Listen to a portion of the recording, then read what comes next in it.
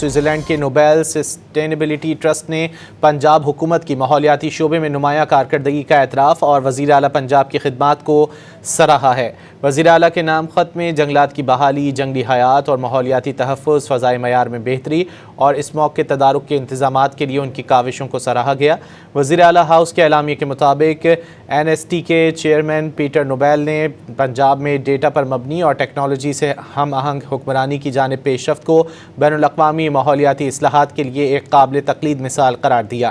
Switzerland میں قائم NST ماحولیاتی بہتری اور فضائی آلودگی میں کمی کے لیے کام کر رہا ہے۔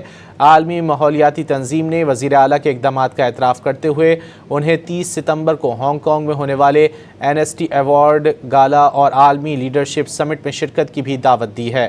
وزیر اعلیٰ کے نام خط میں مریم نواز کو اسموگ، فضائی آلودگی کے خاتمے اور جنگلات اور جنگلی حیات کے تحفظ پر مدعو کیا گیا ہے۔ ہانگ کانگ سمٹ میں عالمی رہنماؤں، سائنسدانوں اور پائیدار ترقی کے پالیسی سازوں کی شرکت متوقع ہے۔